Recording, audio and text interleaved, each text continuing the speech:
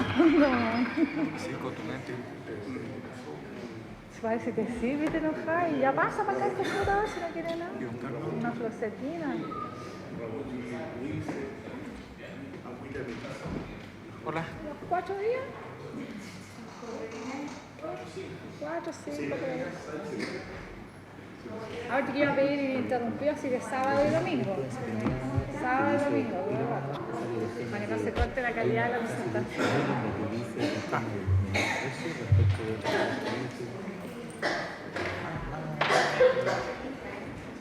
Empieza a nombrar a jurisprudencia. Ahora la mitad.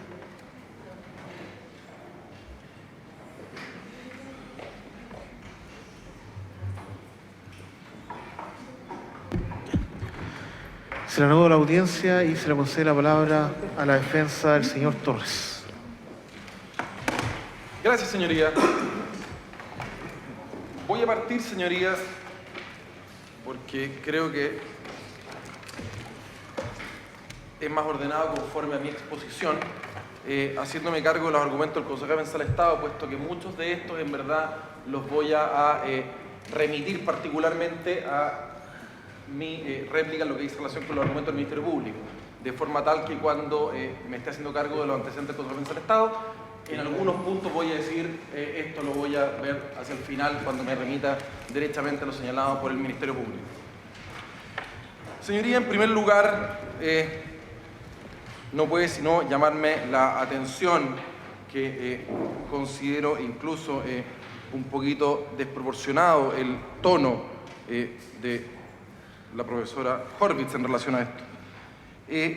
Parte señalando, ¿no es verdad?, luego de tener el día completo, ¿no es verdad?, para estudiar los antecedentes, un par de cuestiones que no se condicen en verdad con la realidad o que más bien demuestran en alguna medida falta de conocimiento importante de la carpeta que podría haber revisado desde ayer a hoy día y de la jurisprudencia de la excelentísima Corte Suprema.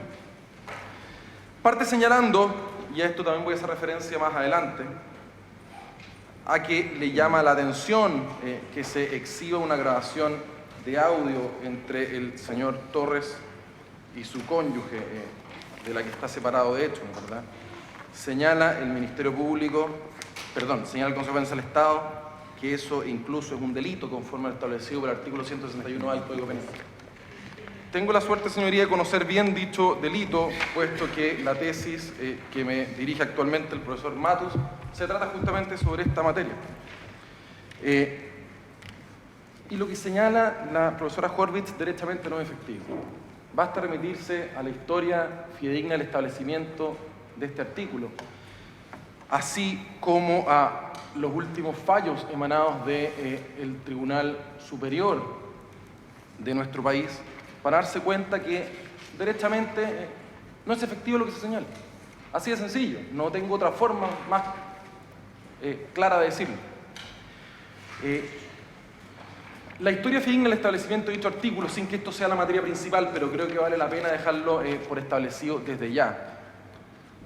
Siempre sostuvo, a propósito, no es verdad, este proyecto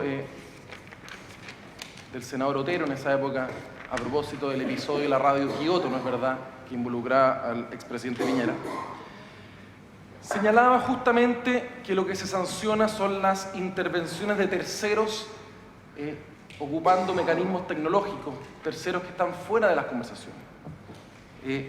Como he dicho, señoría, no quiero referirme en profundidad a esto, es simplemente para mostrar el desconocimiento doctrinario y en cuanto a la jurisprudencia sobre este punto. El último fallo que existe sobre este delito es el fallo en que en definitiva se absolvió a ejecutivos de Chilevisión a propósito de un episodio de la doctora Cordero, en que fuera filmada, ¿no es verdad?, vendiendo licencias médicas o algo similar. En ese fallo, señoría, la excelentísima Corte Suprema ratifica justamente lo que estoy señalando yo cuando establece como atípico dicha conducta, por cuanto si quien capta la conversación es parte de la misma, no se puede entender verificado el delito. Eso como primer antecedente, señoría. No voy a creo que no tiene sentido referirme más a eso. En cuanto a lo que dice referencia a la relación del señor Torres con su actual pareja, doña Verónica Lantadilla, más me llama la atención todavía que doña María Inés haga referencia a viajes que el señor Torres habría hecho con doña Verónica. Cito un viaje, 3 viajes del año 2011 a México, Argentina y Perú, en el marco de esta grabación, ¿no es verdad?, de noviembre de dicho año. Pues bien, señoría, habiendo tenido, como he dicho ya, desde las 11 de la mañana del día de ayer para hacerse cargo de esta argumentación, me extraña que se le falte a la verdad al tribunal de esa forma. Me extraña. Yo no atribuyo intenciones, no voy a atribuir cosa que me parece ya derechamente una falta de respeto. De este lado, digamos, están los ladrones y de este lado no. Pero me extraña, sin atribuir intenciones, que basta con revisar una cuestión que es tan sencilla, señoría. Un ejercicio tan fácil de hacer como revisar el informe policial 110/7013 de fecha 4 de mayo del 2015 de la Brila, donde justamente constan las entradas y salidas al país de varios de los investigados en esta causa. Si uno hace, señoría, una revisión, como he dicho, sencilla, esto no es un ejercicio particularmente complicado, no es un ejercicio difícil, no hay que tener grandes estudios para esto. Si uno revisa esas entradas y salidas del país, en las fechas, en los destinos que la profesora Horvitz ha referido, ninguna de ellas, de las 3 que mencionó, o que yo anoté al menos, de 14 de febrero del 2011, de 14 de agosto del 2011 y de 30 de octubre del 2011, en ninguna de ellas, si me voy a la página 22 de dicho informe, constan salidas de la señora Lantadilla, de forma tal que esa afirmación cae por su propio peso con el mérito de la investigación y es derechamente falsa. Se señala luego, señoría, respecto al delito de cohecho, que puede no haberse, por ser un delito de peligro abstracto, puede no haberse recibido una supuesta coima. Puede no haberse vulnerado un deber del cargo, haciendo una vez más la diferencia entre el 248 y el 248 bis. Si yo hago un poquito de memoria, señoría, de los primeros días, los referidos a la formalización, ¿no es verdad?, o no a la discusión de cautelares, quedó de manifiesto que la infracción de deber que arguía el Ministerio Público decía relación con la infracción de deber de la elección de la oferta más ventajosa. Hoy día, sin embargo, en estos días que han sucedido dicho episodio, hemos visto cómo el mismo Ministerio Público y el Consejo de Defensa del Estado particularmente ha modificado, no sé bajo qué título, bajo qué atribución, el deber infringido. Y ya no es eso. Vamos a verlo en un minuto más. Respecto del audio referido del año abril de 2009, entre el señor Gutiérrez, el señor León, el señor Torres y el señor Medina, que cita la profesora Horvitz en pasajes extensos, lo voy a dejar para mi exposición final cuando diga referencia a las argumentaciones del Ministerio Público. Pero en ese punto me voy a detener porque me parece realmente ilustrativo de cómo se interpreta de forma antojadiza, incluso malintencionada, parte, diría yo, de dichas conversaciones y el contexto en el que se presta. Se cita posteriormente, señoría, la Ley Orgánica Constitucional de Municipalidades a propósito de las normas relevantes. Señala el Consejo de Defensa del Estado que los votos hay que fundarlos. Nosotros ya hemos dicho el día de ayer, o anteayer, ya no recuerdo, que estos votos fueron debidamente fundados.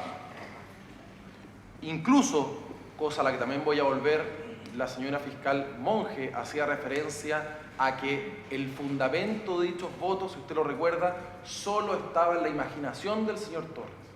Voy a volver sobre este punto. que es fundamental, porque es parte central del núcleo fáctico de la imputación.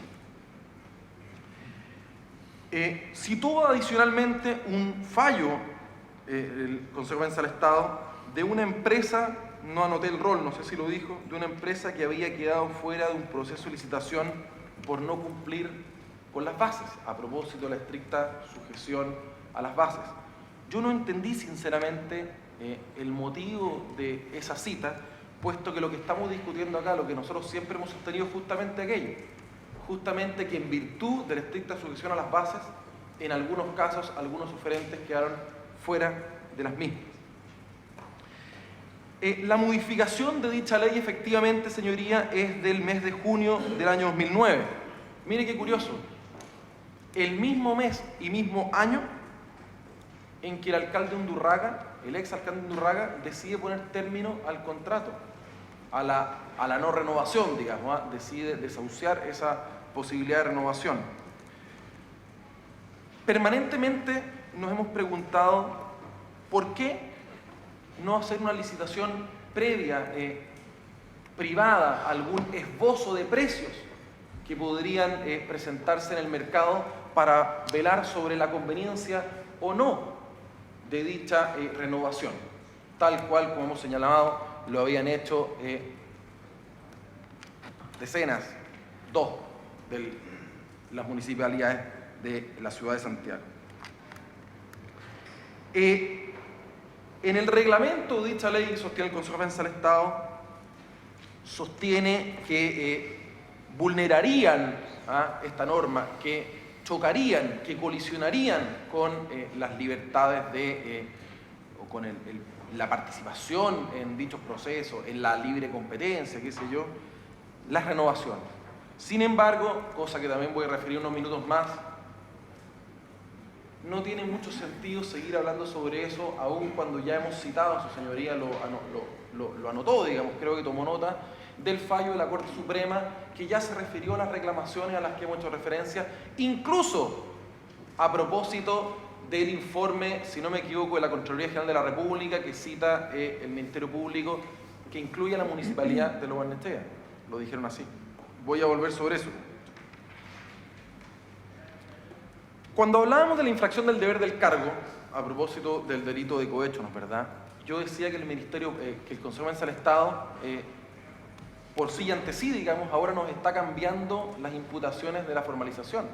Partimos, como usted mismo lo repetía, por la infracción del deber de la oferta más ventajosa. Sin embargo, el Consejo de Defensa del Estado, hace unos días atrás, nos decía que en verdad esa no era la infracción de deber, sino que la infracción de deber decía relación con el deber de probidad. Y hoy día, hace unos minutos atrás, yo acabo de oír lo siguiente, cuando hace un listado de 3 infracciones a los deberes del cargo. ¿Y cuál es el listado que nos propone el Consejo de Defensa del Estado ahora? Juntarse con un empresario, infracción del cargo. Juntarse con un empresario o con miembros de una empresa que actualmente tienen contratos vigentes con la municipalidad. Señoría, la declaración no la voy a repetir, no voy a hacer este ejercicio tan latero. La declaración del señor Undurraga reconoce 2 cosas que son de la máxima relevancia en este punto. Reconoce que se juntaba con empresarios que tenían licitaciones en la comuna, pero no solo eso. Reconoce expresamente, así como lo hace el señor Neme también, que se juntó especialmente, no solo con otros empresarios, sino que con la empresa Proactiva. Pero parece que en ese caso no tiene ninguna relevancia. Se hace referencia también a una infracción de deber que dice relación con pernoctar en Costa Cachagua. Esa es una infracción de deber para el Consejo de Defensa del Estado. Sobre ese punto ya hemos señalado que es completamente falso y habla una vez más de cómo los funcionarios de la brigada de policías encargados en esta causa, que en verdad esta es una causa que ha ido, si usted tuviera la oportunidad, no tiene por qué, no es verdad, de revisar la carpeta, es orden de investigar tras orden de investigar. Son como puras órdenes amplias, una tras otra. Voy a volver sobre esto. Y con posterioridad a ello, la última infracción de deber que yo anoté aquí es que se vota sin argumento, por una u otra opción. También voy a volver sobre esto. Se sugiere que se vota sin argumentos contra dimensión, porque sí nomás. Volvemos a esta lógica del bloqueo. El documento, señoría, y usted hizo la pregunta, es una pregunta muy interesante. Usted hizo la pregunta en torno a, oiga, pero ese documento del que yo di lectura, ¿no es verdad?, en que el Ministerio Público oficia a la policía o a la embajada, ¿no?, o a las autoridades de España, ¿no es verdad?, con el objeto de que se recopilen pruebas en torno al cohecho, puesto que aquí no hay, no es un oficio de policía de investigaciones. Son palabras de los fiscales de esta causa. Usted lo preguntó, se lo aclaro simplemente como duda. En el oficio de cooperación internacional se dice textual, con comillas, lo que yo referí ayer. ¿Sabe qué? No tengo pruebas de esto y las únicas pruebas que puedo conseguir sobre esto son en España.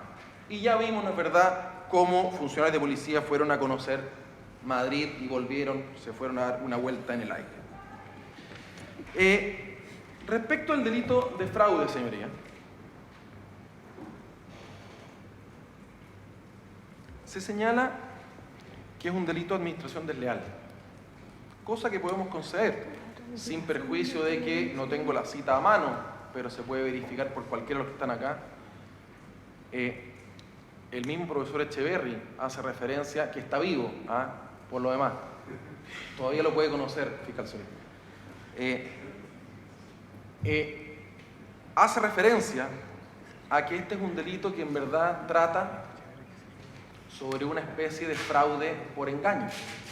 Y la única diferencia es que en este caso no se requiere la mise en scène en los términos de Carrara, digamos. Esa sería la diferencia.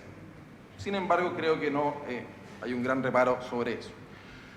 Lo que no es cuestionable, cosa sobre la que también voy a volver, es que se requiera en este tipo de figuras, ¿no es verdad?, la administración de los bienes. Lo uno aquí con la malversación. La señora profesora Horvitz, ¿no es verdad?, critica el fallo citado por el defensor Ávila en cuanto hace referencia a una figura de malversación culposa. Sin embargo, señoría, Rodrigo Ávila fue particularmente claro cuando leyó ese fallo. No fue una lectura antojadiza del fallo. Fallo, por lo demás, extraordinario, ¿no es verdad?, redactado por don Carlos Punzemil. En dicho fallo se hace referencia expresa al artículo 233.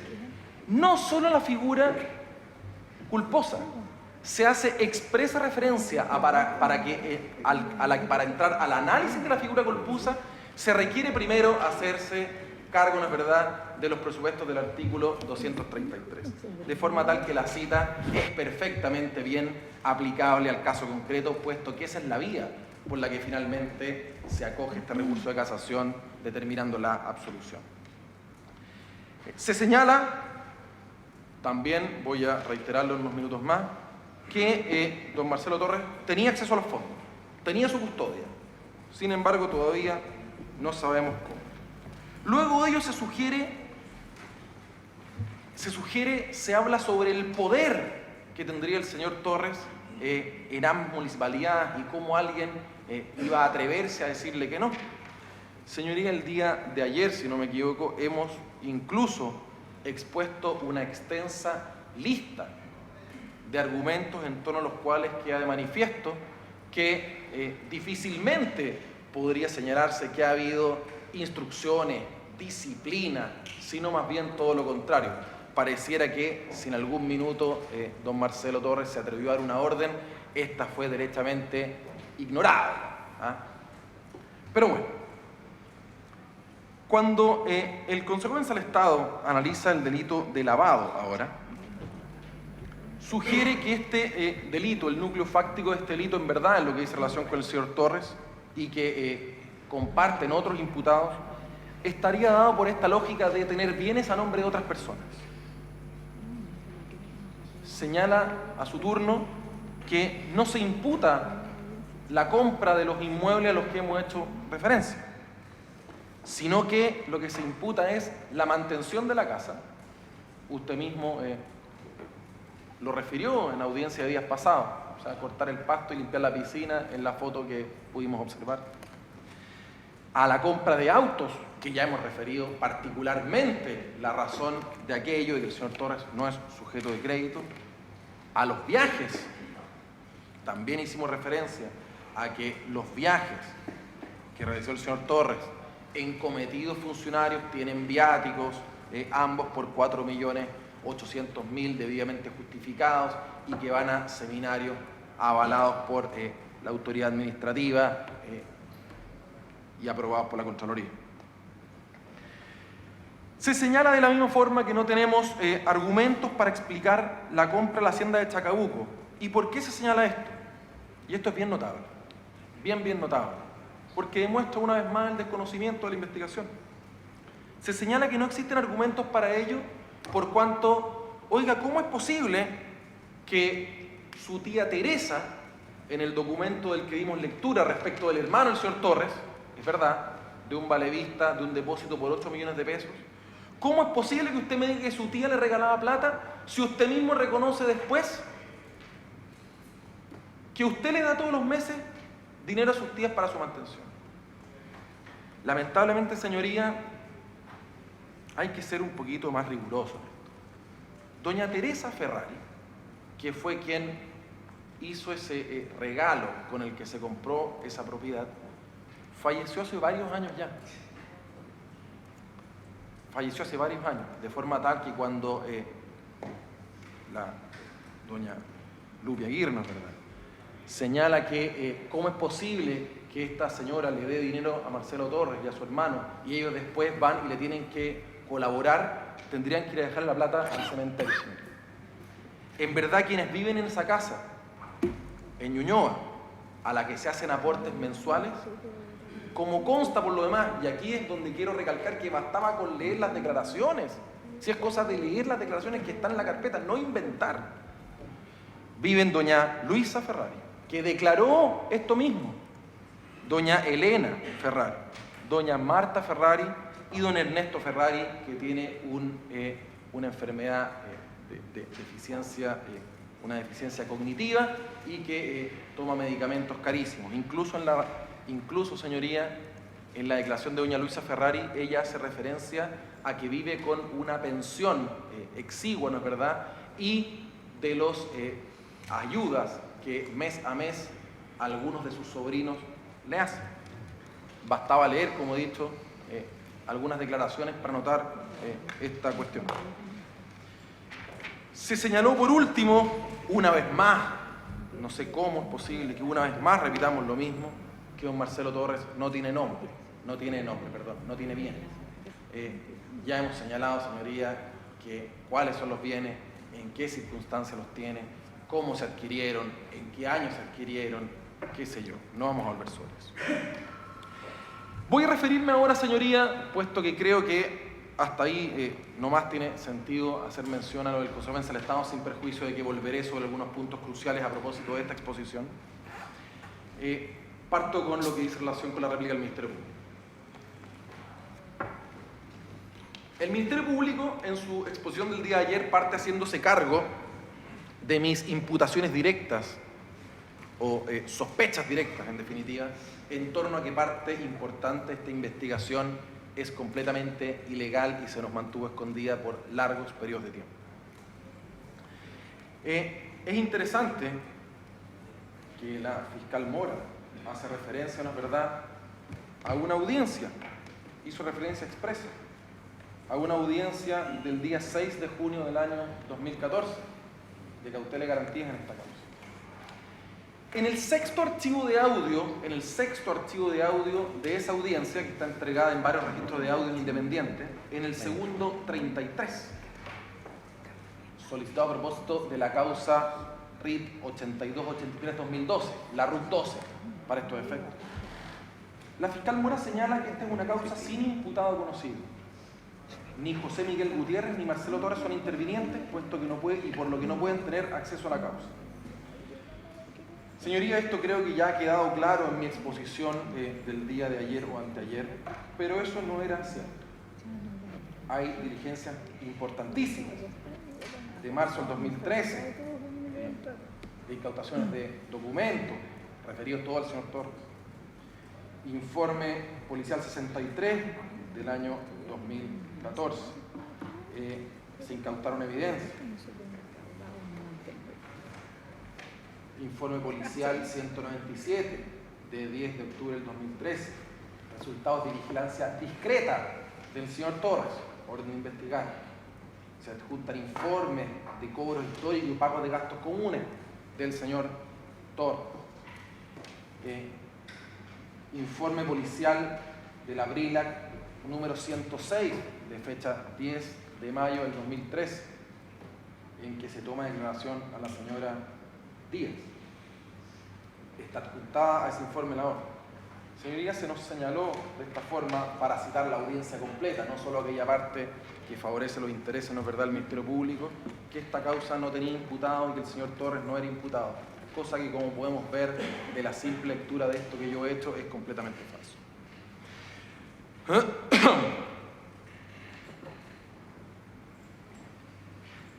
Se ha sostenido que esta causa RUP 13 se inició en la Fiscalía Centro Norte, a la que yo he alabado por sus métodos, digamos, por su transparencia. Y yo no he señalado que eso no sea así.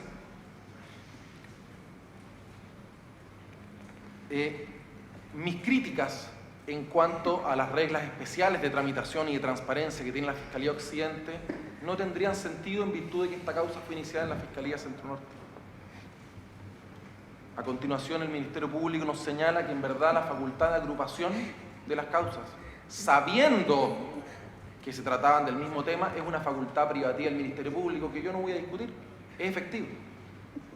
Pero sabiendo que se trataban en parte importante de los mismos hechos, los mismos delitos, los mismos imputados, decidió no agruparlas. Facultad, sí, facultad, pero nos da una muestra indesmentible de la buena o mala fe con la que se actuó en dicha causa. Ya hemos referido la cantidad de antecedentes importantes de la causa RUP 13 que dicen relación única y exclusiva con la causa RUP 11. Esto, señoría, yo recuerdo la época en que yo procuraba en el crimen, ni siquiera pasaba ahí, porque en el crimen había libros de ingresos. En el libro de ingresos uno podía ver qué causa ingresaba, el delito, las partes. Esto ni siquiera pasaba en el crimen, no se podía hacer. En lo que dice relación, señoría, a las supuestas escuchas ilegales, la respuesta del Ministerio Público me sorprende más. Dicen que como en verdad se cuenta el plazo desde que se materializan, en verdad ellos podrían tener una resolución que autoriza la interceptación por 60 días y ejecutarla en verdad cuando gusten. Cuando no, mire, es que este día se puede y este otro día no. El plazo judicial para estos efectos da exactamente igual, porque mire, es desde que yo puedo, desde que yo quise, desde que fui a entregar la orden, da lo mismo. O sea, podría haber una orden que esté ahí dando bote algún tiempo, en un cajón, en alguna mesa, y bueno, cuando yo pueda lo hago, y ahí me corren 60 días. Eventualmente, señoría, es evidente que una medida que afecta garantías individuales de esa naturaleza no puede ser interpretada de esta forma amplia, sino todo lo contrario, de una forma más bien restrictiva. En lo que dice relación ahora bien a la interceptación de la conversación a que ya hemos hecho referencia de Marcelo Torres con su abogada de confianza, en que yo pensé que el Ministerio Público se iba a dar una vuelta más larga en torno de que, mire, ¿sabe qué? Policía de Investigaciones actuó sin nuestro conocimiento, qué sé yo. Se reconoce sin ningún pudor. Me sorprende. Simplemente se señaló que como parte del debate de esta imputación dice relación a cómo se pagaron el acuerdo, no es verdad, con la señora Díaz, no hay problema en interceptar esta conversación abogado-cliente. Reconocido así. Señoría, esto es prácticamente una confesión en torno a que da lo mismo la forma a la hora de investigar, puesto que aun cuando se trate de la conversación de un cliente con un abogado, si está investigando el artículo 222, da lo mismo para estos efectos para el Ministerio Público, le da lo mismo. Si se trata de una interceptación entre un cliente y su abogado de confianza, pero en la conversación hay alguna referencia a los delitos, a las materias que estamos investigando, da lo mismo, la podemos usar. O sea, mis conversaciones con el señor Torres por teléfono en torno a las estrategias de defensa, no hay ningún problema, si estamos hablando sobre la causa. Yo estoy perplejo, o sea, lo digo con honestidad, no puedo creerlo, no puedo entenderlo. Lo conversaba yo con algunos fiscales de otras fiscalías y me decían, no, curioso, me decían, no, pero bueno. Quiero reiterar esto, señoría, estos ejemplos en este ejercicio de prognosis que usted está convocado a hacernos, ¿verdad?, a propósito de esta discusión de medidas cautelares, deja en evidencia que parte importante de esta investigación debe ser declarada ilegal, puesto que se han vulnerado de forma flagrante garantías fundamentales, y eso no puede quedar únicamente sujeto a la audiencia de preparación de juicio oral. Luego de ello, el Ministerio Público hace referencia a los testigos. Una vez más, sobre Lastra, señoría, sobre el testigo Lastra no me voy a referir porque esto ya está completamente zanjado. Sobre el señor Neme, señala el Ministerio Público que como sí está citado a una audiencia de formalización, no hay cero. Sin embargo, hemos oído, yo leí la conclusión de una orden de investigar en cómo Proactiva dirige acciones positivas en torno a presionar y cambiar declaraciones de testigos. Parece que ahí sí habría seco entonces en ese caso, porque Proactiva no está acá, no está citado.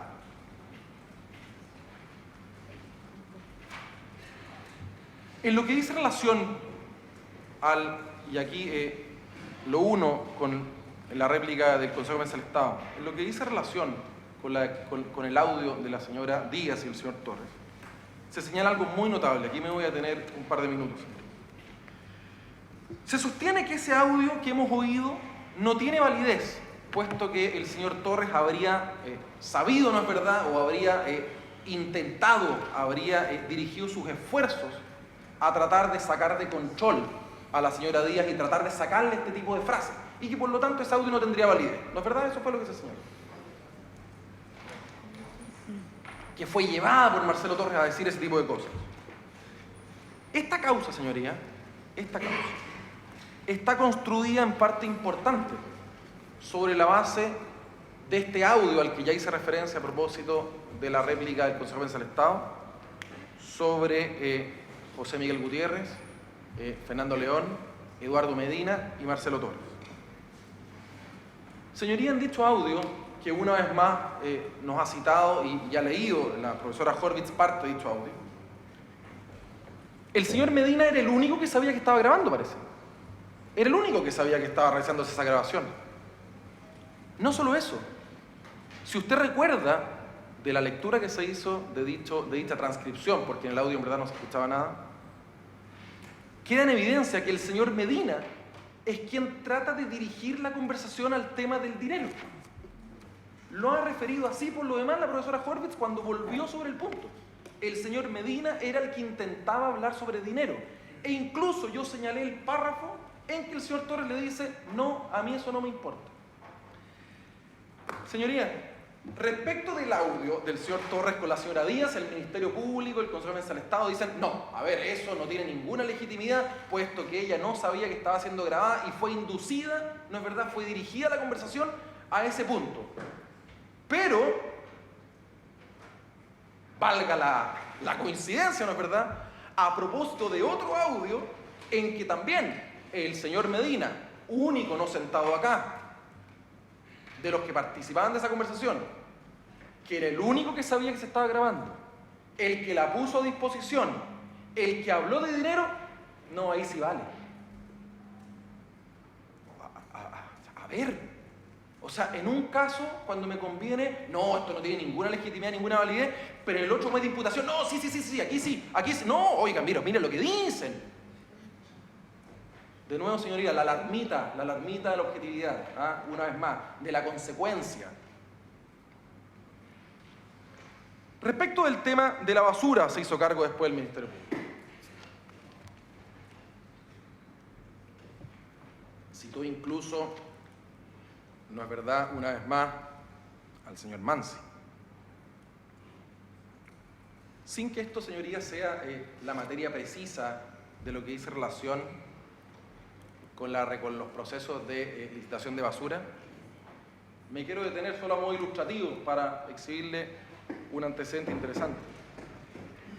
Tengo en mi mano el contrato de honorarios de la Municipalidad de Maipú y el señor Mansi, suscrito con fecha 2 de enero del año 2009, en que se señalan cuáles son sus funciones específicas: identificación, preparación y evaluación de nuevos proyectos relacionados a salud, educación y agua potable de la Municipalidad de Maipú en el marco de los proyectos estratégicos de la inversión municipal dependiente de la alcaldía.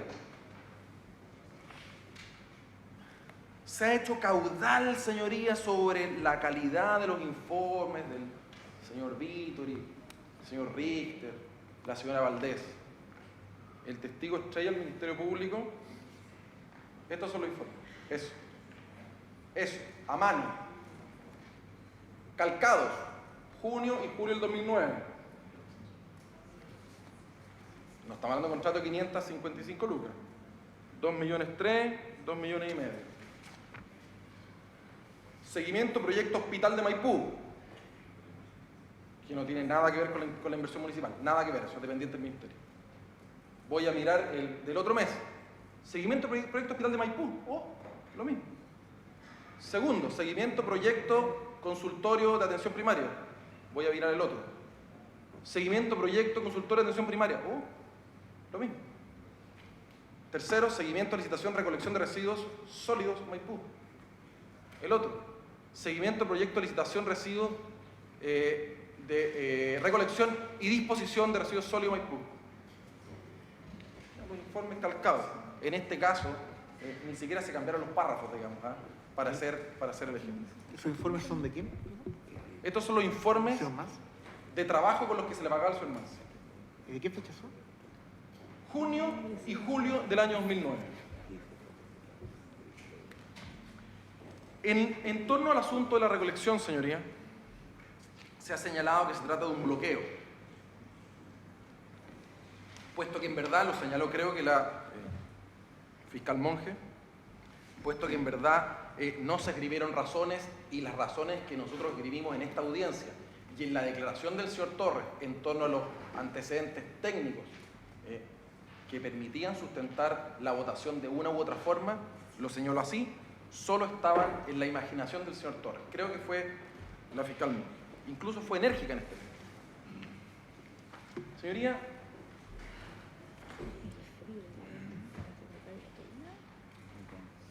el acta número 815 del Consejo Municipal de Maipú, de fecha 30 de diciembre del 2010, en su página 27 y 28, contiene, a propósito justamente de los procesos de licitación, la opinión del señor Torres en el Consejo. Una vez más, señoría, la redacción debe ser hecha a la rápida, no son demasiado buenas las redacciones. Pero el señor Torres, básicamente, en dicho Consejo, para que nos demos cuenta que en verdad no son antecedentes que están en la imaginación y que se nos ocurrieron ahora para escribir en esta audiencia, sino que vienen ya desde el proceso mismo. Se señala que podríamos optar por un mejor mecanismo, condición de financiamiento de las propias empresas, qué sé yo, y la fiscalización de las mismas. Me alegro que se reconozca por parte de la propia administración que en definitiva la división de zonas, ya en esta época, no era imaginación, no estaba en la imaginación del señor Torres los antecedentes técnicos para votar. Ya en esta acta, él hace referencia expresa a la conveniencia de la división de zonas. Significa una mejoría en la condición de los servicios. Por otro lado, que se haga un reconocimiento público, y creo que mucha gente en la comunidad quedó feliz, supongo, durante mucho tiempo. Yo no estoy aquí para defender a nadie ni a nada, de verdad, pero a veces yo creo que uno siente moralmente algunas opiniones y en el fondo siempre se dijo acá que nosotros en Maipú pagábamos por el servicio de recolección una cantidad de millones que no pagaba absolutamente ninguna comuna. Y de verdad yo no sé si esa opinión es política o tuvo algún fundamento, porque en el fondo si uno estudia los esquemas y lo que actualmente se está pagando por recolección, Maipú, más allá de tener quizás un esbozo positivo por la cantidad de toneladas que recoge y que dispone, igualmente paga uno de los menores valores dentro de la región metropolitana. Creo que es bueno que la propia administración lo haya reconocido y espero que se tome nota por parte del alcalde, etc. No es, señoría, algo que haya estado en la imaginación del señor Torres el por qué votar de una u otra forma en dichos procesos. Ya lo hemos señalado latamente, no voy a volver sobre el punto, pero hay razones específicas de por qué la división por zonas en el proceso de recolección era importantísima. Se duplicaba la maquinaria, se salvaban problemas de eventuales conflictos laborales de una de las empresas. Lo refirió el abogado Ávila mucho mejor de lo que yo lo puedo hacer ahora. Se señaló también que Dimensión derechamente recoge más basura, puesto que probablemente trabaja mejor. Eso me llama más la atención, señoría, todavía, puesto que esto implica sostener, si uno parte de la base, ¿no es verdad?, de que las zonas fueron divididas territorialmente de manera equilibrada por tonelaje. Supondría sostener que de un día para otro, justamente la zona que se adjudica a Dimensión comenzó a botar más basura. Así es sencillo. De un día para otro, la gente que vive en la zona que recoge Dimensión bota más basura. Incluso hemos visto ya el cuadro, ¿no es verdad? Yo no di lectura, pero hice referencia a él el día de ayer, incluso en referencia a los valores, e incluso se menciona las hasta 3.800 toneladas por sobre de marco que recoge Dimensión. No tiene nada que ver, como se sugirió, creo que por parte de la fiscal regional, el lugar donde se haga el peso, donde se pesen los camiones. Esto ya lo hemos señalado también por escrito, también lo referí yo, no se investigó, pero bueno, está bien. No es KDM, y aquí hubo un error, no es KDM quien pesa esos camiones, es la empresa Emeres. Se señaló ayer que era el mismo KDM que pesaba los camiones de Dimensión. Por lo tanto, sería ridículo sostener que en verdad KDM lo que hace es sumarle pesos a la empresa Dimensión, que el objeto de cobre más, y que eso es un absurdo, lo sostuvo la fiscal regional. Señoría, no es KDM quien pesa, es la empresa Emeres. Respecto de la comuna de Maipú, respecto de los otros municipios que disponen en dicho lugar, lo hace una empresa que se llama Bravo Energy. Respecto del proceso de disposición, la misma estupenda fiscal Monge señaló que no se imputa un delito que tenga que ver con perjuicio, sino que con el delito de cohecho. Nosotros hemos hecho referencia a propósito de nuestra preocupación en torno al perjuicio que ha sufrido la Municipalidad de Maipú en virtud justamente de la no renovación del contrato con los alcaldes, con el Consejo de los Cerros de Renca, ya que eso ha llevado, como he señalado ya, a que se pague 17,7% más. Y ese cálculo que se cuestionó el día de ayer es un cálculo que es muy sencillo, también esto lo señalé. Y es muy sencillo porque el precio de referencia de dicha licitación era lo que se pagaba en virtud del contrato con los Cerros de Renca. Y eso ha llevado, como he señalado, en la proyección de la duración del contrato, a que la Municipalidad de Maipú va a tener que sacar de su patrimonio 6.500 millones de pesos más que se hubiera renovado. Sostuvo, ¿no es verdad?, el Ministerio Público que la Contraloría General de la República, a propósito de un reclamo de la Municipalidad de Nueva Barnechea, o a propósito de la Comuna de Nueva Barnechea, más bien no es de ellos, cuestionó la renovación automática. Sin embargo, señoría, y como ya lo sabemos, digamos, lo interesante para usted es la jurisprudencia de los órganos superiores, la Corte Suprema, incluyendo a la empresa, incluyendo al municipio de Lo Barnechea, este asunto ya lo resolvió.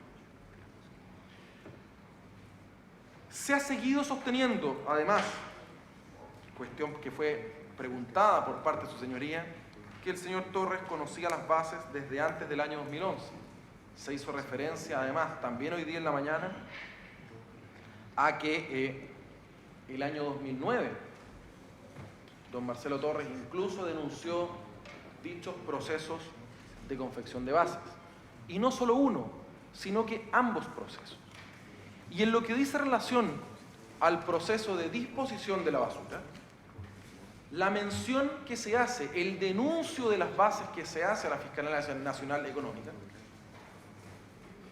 dice relación justamente con que por medio de dinero más o dinero menos se estaba permitiendo participar a una empresa que, como ya sabemos, vulnera los derechos humanos en dicha parte, que ha causado el desastre que ya todos conocen, que no tiene su resolución de calificación ambiental al día, con procesos sancionatorios, etcétera, etcétera. ¿Qué quiero decir con esto? Que es un hecho incuestionable que el año 2009 ya todo el Consejo conocía que en dichas bases de disposición se incluirían la boleta de garantía para propugnar la participación de la empresa Proactiva. Cuando su señoría preguntó al Ministerio Público, bueno, pero las bases que vimos ahí, entonces, ¿cuáles son, digamos? Las anotadas que tiene un manuscrito con fecha 2010. ¿A quién corresponden? ¿Qué bases son? Y nos dijeron, mire, ¿sabes qué? Es que no sé cuáles son y no sé qué modificaciones se aceptaron, cuáles no. Esa pega no se ha hecho.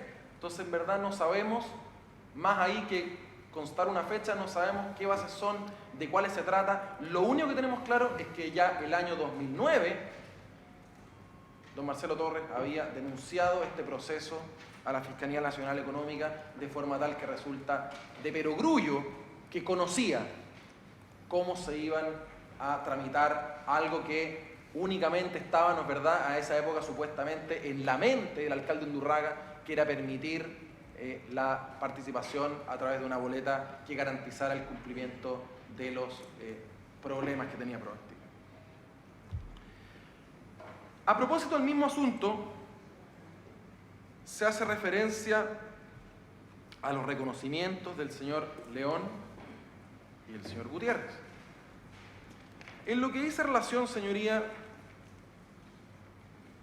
al reconocimiento que se hace y que ahora se insiste en la mañana, como infracción de deber haber pernoctado en la casa de un ejecutivo de una empresa que mantenía un contrato, como infracción de deber. He señalado yo, señoría, que resulta curioso que unos funcionarios de un condominio, probablemente con una cuestión, unas habilidades superiores, ¿no es verdad?, porque incluso creo que son 3 de ellos, recuerdan, preguntados el 17 de julio del año 2014, recuerdan, mire, el día 14 de enero del 2014, el señor Torres estuvo acá. Luego de 6 meses recuerdan a la persona y el día en que fue, pero sin tener en la mano ningún antecedente, puesto que entiendo yo que si hubieran tenido algún antecedente, libro de ingresos, de visitas, de registro, lo hubieran exhibido. Sin embargo, el Ministerio Público desecha mi argumento en torno a que ese reconocimiento es completamente falso, inducido, que en definitiva eso en verdad no ocurrió, el que el señor Torres estaba ahí. Lo desecha puesto que en verdad dice, mire, el documento que este abogado exhibe o que nos presta, digamos, para que miremos, no dice eso, sino que simplemente dice que en el mes de febrero no había gente, pero no fue lo que se preguntó, sino que lo que importaba era el día 14 de enero. Pero esto no es así. Parece que faltó justamente leer la solicitud que se hace. Cuando se solicita esta información, en el punto 4, y esto lo voy a tener que leer, es cortito, es un párrafo, lo voy a tener que leer para ilustrar al tribunal, puesto que para que no se preste de nuevo para estas lecturas algo antojadizas. Se solicita, se me entregue copia del libro de novedades o cualquiera sea su nombre, en el cual los funcionarios, terceros, personal, dueños y visitas del condominio dejen constancia de los hechos ocurridos. Todo esto entre los meses enero y febrero del 2014. Dentro de enero y febrero del 2014 se incluye el 14 de enero del año 2014. Se acompaña, señoría, entonces, justamente este libro de ingresos relativo a la propiedad del señor León. ¿Y qué se señala? Que las novedades que registran este libro, más allá del arrendamiento de fines de diciembre del año anterior, son el día 4 de febrero del 2014 ingresa un Mini. Está el nombre, la patente, no tiene sentido leer. Luego se señala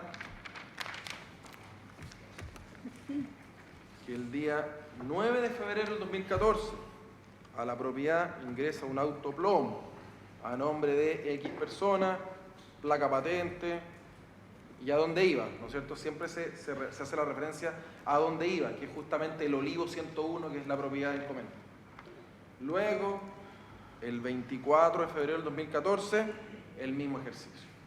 Por lo tanto, de este documento lo que en verdad queda en evidencia, como nosotros hemos sostenido, que en el mes de enero, específicamente el día 14, no existe ningún antecedente en dicho condominio de que el señor Torres haya participado. Luego, en lo que dice relación con el certificado emitido por la municipalidad en cuanto a que el señor Torres ese día lunes, que no es sábado, no es domingo, no es feriado, lunes hábil, no se encontraba ni con permiso, ni de vacaciones, ni con licencia, sino que se encontraba trabajando. El Ministerio Público nos señala que eso no es prueba en verdad suficiente, puesto que a Cachagua se puede llegar sin problema entre 2 a 3 horas. Eso fue lo que señaló, y por supuesto que no me voy a remitir, no voy a hacer referencia a eso. Pero esa es la explicación del órgano persecutor. En lo que dice relación ahora a al supuesto reconocimiento del señor Gutiérrez en el condominio El Algarrobal, que como hemos señalado ya tiene cientos de 350 parcelas, donde no viven personas solas, sino familias, que sí. Este reconocimiento, que es de fecha 12 de febrero del 2013, el Ministerio Público, y como ella ha señalado yo, me llama la atención, si su señoría quiere se lo puedo exhibir, pero me ha llamado la atención todo el tiempo que venga prehecho el número de la foto, digamos, ¿ah? O sea, como que viniera ya marcado que la que tenía que elegir era la fotografía número 2. Eso siempre me ha llamado la atención, lo encuentro tan curioso. Pregunté incluso en mi alocución del día de ayer si había alguna explicación del trabajo policial respecto de por qué va prehecha esta nómina, pero el Ministerio Público no se hizo cargo de ello. Probablemente esto no tiene explicación. Se señala en ese documento, o más bien el Ministerio Público, lo que señala es que en verdad lo que refiere esta señora Piñeiro es que ella trabajó desde el año 2006 hasta mayo del 2010 y que ahí vivió el señor Gutiérrez. Pero para serle honesto, señoría, se lo voy a leer porque no es lo que yo entiendo otra cosa. A lo mejor es un problema de comprensión de lectura mía. Habiéndome exhibido un set de 8 fotografías, declaro reconocer a la persona que aparece en la fotografía singularizada con el número 2 como la persona que, 2 puntos, ingresó en más de alguna ocasión al condominio Algarrobal en calidad de visita desde 2006 hasta mayo del 2010. Yo entiendo que lo que está diciendo es que vio al señor Gutiérrez entrando entre esas fechas al condominio, que como hemos señalado, el señor Torres no vivía ahí sino hasta el mes de febrero del año 2010. Pero bueno,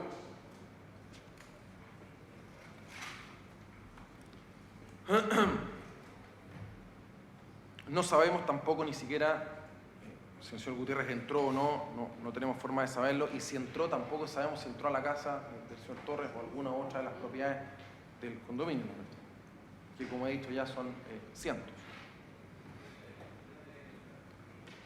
Respecto, señoría, se hizo referencia también, una vez más, a las especies encontradas en estos allanamientos del año 2012 y 2013. Y efectivamente, señoría, usted lo preguntó también, efectivamente, 3 años y no hay una pericia sobre ello. Nosotros no hemos revisado esa documentación, no sabemos cuál sí, cuál no. Incluso en la declaración del señor Torres hemos reconocido, como se señaló, hemos reconocido algunos de los cuadros, cosas que son efectivas. Hay un cuadro manuscrito, que es más sencillo, puesto que el señor Torres le bastó en su declaración, la reconozco probablemente como mi letra, digamos, que data de este allanamiento del año 2012, donde efectivamente hay una planilla de gastos de casa. Y esos gastos de casa es eso, digamos. O sea, yo también lo hago, a lo mejor usted también, no sé. Uno suele sacar cuentas de cuánto tiene y cuánto gasta y cuánto me alcanza o no me alcanza el mes, o cuánto me sobra para ir al cine o no. También se señaló que hay uno, señalado por nosotros en la declaración del señor Torres, hay alguno que hace referencia a una proyección de ingresos para una eventual campaña electoral por el municipio de la comuna de Maipú. Porque dicho sea de paso, señoría, doña Paula Díaz logró el objetivo. El señor Torres finalmente no fue sancionado como candidato a alcalde. ¿En qué iba a competir con el señor Vittori? Mire, el señor Vittori ¿qué habrá pasado? Habría 2 miembros de la banda compitiendo. Bueno, curioso. Su subordinado en la organización, bueno, no sé. ¿Habrá alguna instrucción de que ya que no voy yo, tienes que ir tú como candidato para tú ganar? No lo sabemos. Okay. Respecto a esta planilla Excel, en verdad lo hemos señalado ya, lo hicimos así en la declaración, desconocemos su origen en verdad y lo hemos incluso preguntado. Pero no solo eso, sino que además en una columna que dice ingresos, el Ministerio Público y los querellantes hacen referencia a que hay una nota que sale Magali Macid, 1 millón y tanto, pero dice ingresos y dice que eso es prueba de cómo el señor Torres habría pagado sobornos, pero luego dicen, mire, también es posible que ellas hayan tenido contratos y esto sea lo que le mandaban al señor Torres a propósito de esos contratos. O sea, en verdad tampoco están demasiado de acuerdo en lo que ellos mismos han señalado. Hay un antecedente que también, lamentablemente, señoría, no hemos tenido tiempo, puesto que el documento no hemos tenido oportunidad de verlo nunca. Nunca hemos tenido oportunidad de verlo, sino cuando se acaba de exhibir aquí el principio de la intervención, hace varios días atrás ya. El documento donde se señala don Marcelo, algo así, don Marcelo lo llamó José Miguel Gutiérrez, una cosa así dice el documento, y que fue encontrado un allanamiento en la casa del señor Torres. Valga la pena hacer referencia, señoría, a que el señor Torres nunca, en este periodo, nunca tuvo alguna asistencia en la casa, alguna ayuda en las labores de la casa por parte de un tercero. De forma tal que la evidencia, digamos, nos lleva a pensar, indudablemente, y así lo vamos a acreditar, puesto que va a bastar con que ya se nos anunció, digamos, pero no puedo exhibirle un documento puesto que no lo tengo, pero la secretaria de la municipalidad de Cerro Navia justamente ya le ha señalado al señor Torres, claro, si esa es Milet, ha venido un par de días acá a ver esta audiencia. Claro, probablemente es mi letra, digamos, puesto que el señor Gutiérrez lo llamaba, cosa que no hemos nunca negado. ¿Y por qué no lo hemos negado? Porque el señor Gutiérrez efectivamente llamaba a la municipalidad para cobrar. Si hemos referido que es un contrato que además no se pagaba, si este es el cohecho más torpe del mundo, un contrato que no se pagaba. Incluso se tuvo que suscribir un convenio de pago el año 2014 a propósito de los atrasos en los pagos. Si este, señoría, es el cohecho más torpe de la historia. O sea, una empresa me cohecha para que yo adjudique un contrato y luego yo no le pago. Pero ¿de qué estamos hablando? Si esta cuestión no funciona así en la vida real, digamos, si esto fuera una cosa así, no funcionaría. Se hizo referencia también a una solicitud, a un correo electrónico, donde el señor Gutiérrez le solicita al señor Torres que se modifiquen unas cláusulas del contrato en virtud de lo que había ocurrido a propósito del terremoto del año 2010, ¿verdad? Y se hace referencia así como, mire la influencia que tenía el señor Gutiérrez, que incluso se permitía solicitar la modificación del contrato. Sin embargo, al Ministerio Público se le olvida en esa parte continuar la oración, digamos, ¿ah? ¿Se modificó el contrato? No. Mire la influencia. El contrato no se modificó. Respecto al señor Santó, a propósito, la misma línea argumental del Ministerio Público, yo jamás señalé que el señor Santó decía barbaridades o no decía barbaridades. Yo no me atrevo a calificarlo por ningún motivo, digamos, ¿no? Por ningún motivo. Únicamente hice referencia a que el señor Santó, que suele recibir dinero de la empresa Proactiva, señala que la empresa Proactiva cumple su resolución de calificación ambiental. Cosa que puede ser verdad. Yo lo desconozco, señorías, si yo no tengo las capacidades para ello. El fiscal Encina sobrevoló los rellenos sanitarios, a lo mejor él nos podría ilustrar más, si es que se terminó, no sé, su suspensión, su sumario, lo ignoro en qué estará.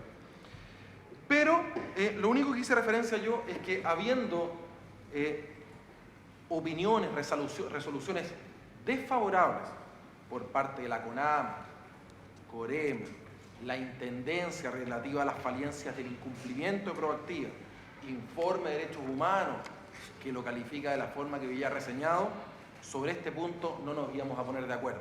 Únicamente señalé eso. Luego, el fiscal señor Solís hizo referencia al delito de malversación. Se señaló, señoría, que en los contratos de los señores Vítori y Richter era el señor Torres quien solicitaba las contrataciones. Como hemos señalado ya, señoría, latamente, el administrador municipal, el cargo que a la sazón detentaba el señor Torres, es un colaborador, y es un colaborador de la función ejecutiva, no de tomar decisiones, es ejecutiva. Y en este contexto realiza actos administrativos tendientes a consolidar decisiones de otros órganos. Se señaló ya latamente esto a propósito de lo establecido por el artículo 63, letra C, de la Ley Orgánica Constitucional de Municipalidades. Respecto de esta pequeña polémica, que yo en verdad no tiene sentido continuar, ¿no es cierto?, que se ha armado en torno al señor Solís y mío, digamos, yo quiero insistir en un punto. Yo no desconozco el trabajo del profesor Bunster, no lo desconozco, e incluso jamás lo he desacreditado. ¿Cómo me voy a atrever a hacer una cosa así? Ni siquiera he señalado que no está en lo correcto. Respecto a Juan Pablo Mañalich tampoco, digamos, si ni siquiera yo hice referencia a aquello. Yo hice referencia, para que se comprenda bien, a un punto anterior a el título específico bajo el cual se tiene la custodia de los fondos. ¿Y cuál es el punto que hice yo? Tanto el profesor Echeverri, cuanto Bustos, Matos, Sandoni, en definitiva, todos. Hay una cosa en la que sí están de acuerdo. Todos. Bueno, los que yo conozco, probablemente la profesora Horvitz nos podrá ilustrar, a lo mejor hay otro que yo desconozco, no tengo muchas dudas. Pero lo que sí coinciden es que la detentación de estos caudales públicos, la tenencia de dichos caudales públicos, deben tenerse vía normativa expresa del derecho público, de un reglamento, de la ley. En eso están todos de acuerdo. Más allá de la hipótesis, que yo ni siquiera he cuestionado en qué hipótesis la tienen, lo que sí tenemos claro es que la tenencia de fondos públicos, de caudales públicos, debe tenerse en virtud de lo que establece un reglamento o una ley. En eso, por lo que yo conozco, no hay dos opiniones distintas. De hecho, lo señalan así. Señala el profesor Echeverri: será el derecho público y particularmente el derecho administrativo el que determine cuándo los caudales están al cuidado de determinados funcionarios. Esa es la cita completa. Debe haber una norma, algo que nos diga qué funcionario, en qué calidad tiene específicamente el caudal de los fondos públicos. Ese es el núcleo del delito. Y es por eso que yo, en lo que resta de esto, en lo que sigue eso, en las hipótesis, yo quiero, en lo que a mí respecta, cerrar esta falsa polémica. Yo me refiero a eso. No se ha señalado, y es lo que hemos sostenido nosotros, una palabra en cuanto a cómo, bajo qué título, en qué reglamento, en qué ley consta que el señor Torres podría tener la custodia de dichos fondos. El Ministerio Público, el ejercicio que hace es el siguiente, que es conveniente para su interés, evidentemente, pero demuestra una inconsistencia. Dice en el caso de Maipú, referido a la imputación del señor Vittori, es evidente que el alcalde de una comuna, como máxima autoridad, administra el patrimonio y por ello es que detenta los fondos públicos, por eso que los tiene en su custodia. Para el caso de Cerro Navia, pareciera cambiar un poquito la imputación o ampliarla, en verdad. Esta ampliación, ¿no es verdad? Esta interpretación extensiva en materia penal en perjuicio de los imputados, cosa que yo no conocía, señala que hay que interpretarlo de manera amplia, de forma tal que todos tienen fondos, todos tienen la custodia de los fondos: el alcalde, el administrador, el director de control, el director de operaciones, el contralor, el secretario. En el caso de Maipú es evidente que los tiene el señor Vittori porque es la máxima autoridad, pero en el caso de Cerro Navia no, es que ahí los tienen todos, es como un grupo que detenta fondos. No, si así no funciona. Lo dijo justamente la profesora Horvitz: las responsabilidades penales son personalísimas, de forma tal que no basta con que digan, mire, no, entre todos ellos los tienen. No basta con eso. No basta con eso. Lo hemos oído. Necesitamos que se nos explique de manera específica cómo el señor Torres detenta o no fondos públicos.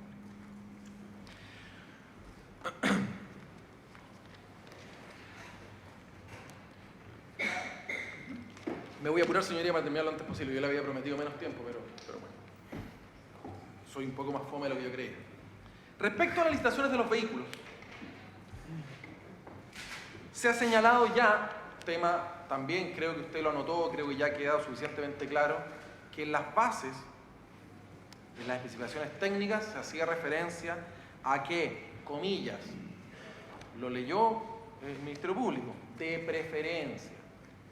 Cuando se dice de preferencia, todos entendemos que no es una regla de exclusión, sino que es una regla de bloqueo. Preferencia. Respecto de la venta de estos contratos durante la vigencia, de los autos, durante la vigencia del contrato, señoría, nosotros nos enteramos únicamente a propósito de esta investigación y en verdad no teníamos forma de conocer esto, puesto que incluso hay una unidad técnica específicamente responsable de ejecución de este contrato, que evidentemente no es el señor Torres, así que es primera noticia que tenemos, por lo tanto no podemos dar una respuesta inteligente sobre ello, ni sobre si eso constituye o no una violación del contrato o una violación de deberes específicos del señor Torres. No podemos hablar inteligentemente sobre eso porque es algo que conocimos recién. Respecto, señoría, de los conductores, digamos, yo me equivoqué. El señor Solís tiene razón. Yo me equivoqué. Parece que señalé que se trataban de choferes. Pero también dije que eran las pólizas vigentes, digamos, o sea, de gente habilitada para conducir. Efectivamente, la corrección del señor Solís vale para este caso. No son todos estos choferes, sino que Muchos de ellos sí lo son, pero dentro de este listado están todos aquellos que tienen pólizas vigentes para conducir vehículos. Muchos de ellos, como he dicho, dentro de los grados inferiores, sí, la mayoría son choferes, pero no todos. Y efectivamente el alcalde Plaza está aquí y yo no voy a sugerir que el alcalde Plaza es un chofer. Entiendo incluso que se está aclarando este punto. Yo pensé que para el día de hoy iba a poder contar con el documento que hacía referencia exclusiva a quienes son choferes, pero lamentablemente no logramos conseguirlo. Espero que alguno detrás de las defensas en los días que siguen puedan conseguirlo, pero efectivamente yo no pude hacerlo, señoría. Este contrato, como hemos señalado mal, referido a la licitación de los autos, fue revisado por parte de la Contraloría General de la República y la única observación dijo relación con la boleta de garantía de la ejecución, no de la serie de la oferta, de la que ya se ha hecho referencia.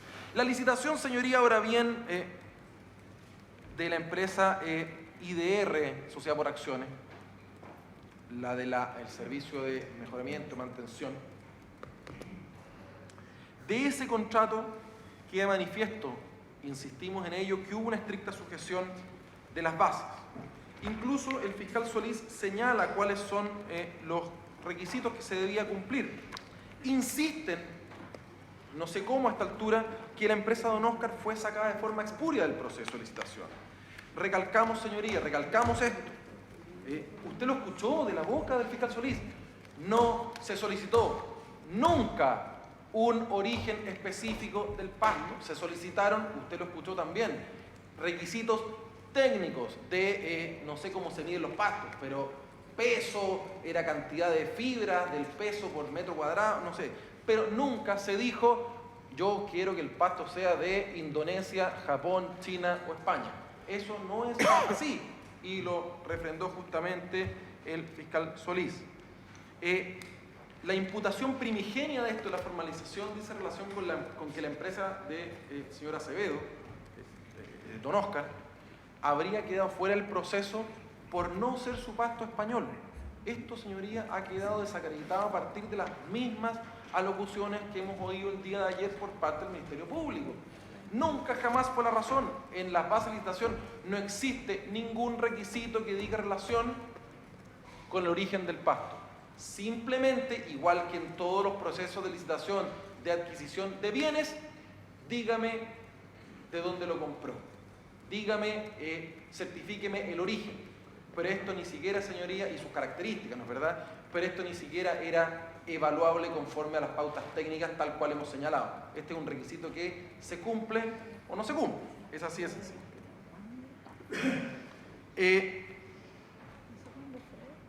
La empresa Don Oscar quedó fuera del proceso de licitación, ojo con esto, no en el proceso de apertura de bases, sino que en el proceso, en el proceso de apertura de las bases, no en el de evaluación.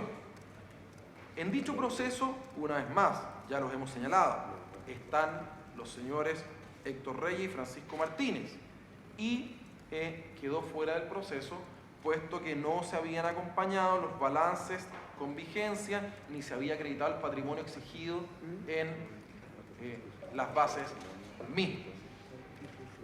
Dicha oferta, conforme al principio de estricta sujeción a las bases, no era ni siquiera evaluable en este sentido.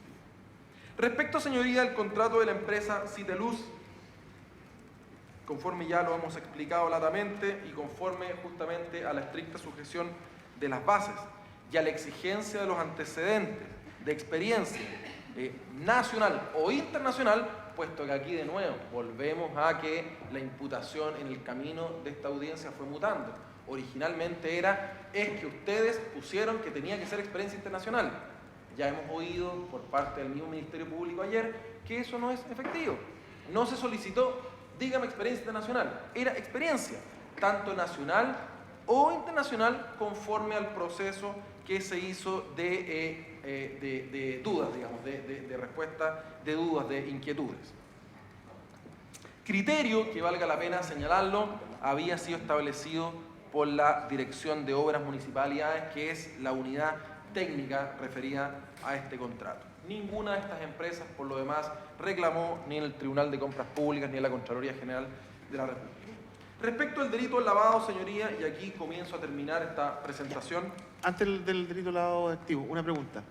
Yo recuerdo ayer en su exposición que usted señaló que la Contraloría General de la República había revisado el contrato de la adjudicación de los vehículos en arriendo a la Municipalidad de Cerro Navia y había hecho las observaciones respecto al periodo de ejecución.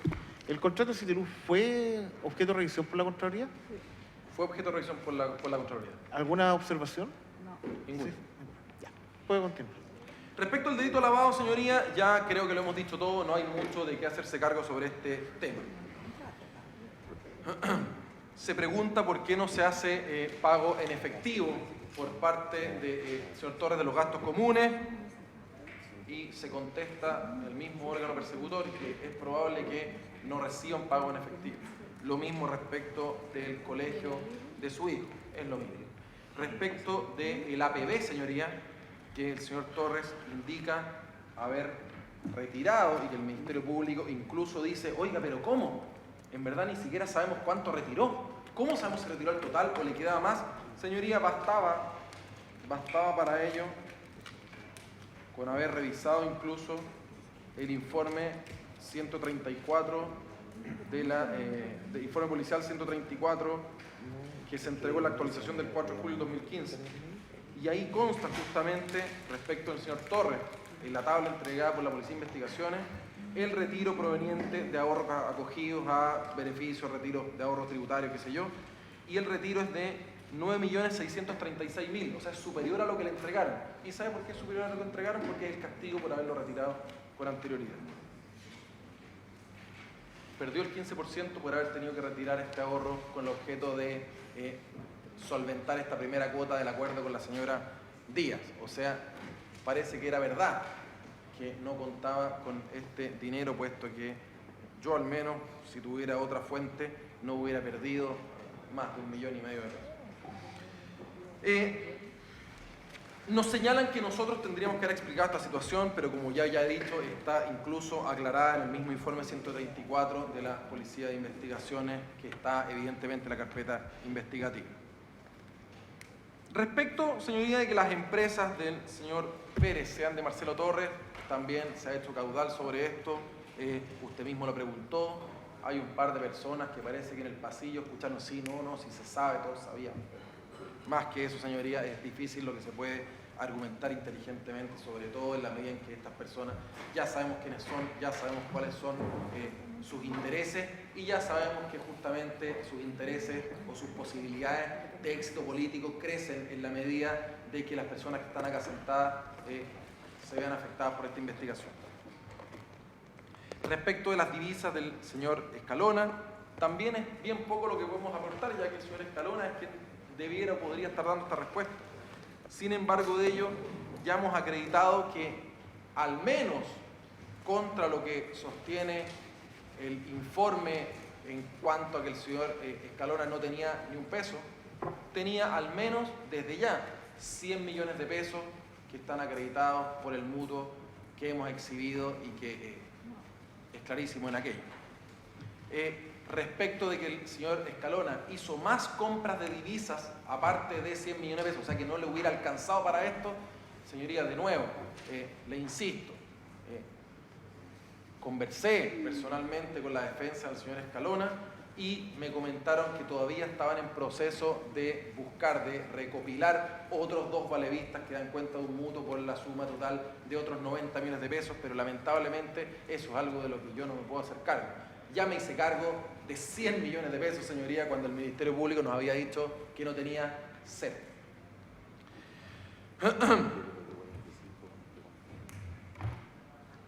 Respecto a la asociación ilícita, y aquí termino, señoría, el Ministerio Público nos señala que no es necesario mostrar más fotografías. Esta fotografía del señor Richter con el señor Torres, ni siquiera almorzando, sino que un auto estacionado al lado del otro en un restaurante. No es necesario mostrar más fotografías, puesto que ellos han reconocido en sus declaraciones e incluso en las alocuciones de hoy día que se conocen y se juntan. Miren el argumento. Se señala que no niegan haberse juntado incluso en el Consejo Municipal, donde están obligados a ir. Incluso señalan que se juntan a la hora de temas políticos, pero si son políticos. Señoría, nosotros hemos estado aquí 3 semanas hablando de derecho. Y de hecho, vamos a acreditar que nosotros nos organizamos y nos reunimos para hablar de derecho. Pero mire qué cosa más absurda, si es evidente. Es como que me dijeran, mire, está acreditado que los parlamentarios se juntan en el Congreso a... Podría ser una broma, pero no la voy a hacer. Pero se junta el Congreso a hablar de política. Sí, digamos, parece un poquito evidente, ¿no es verdad?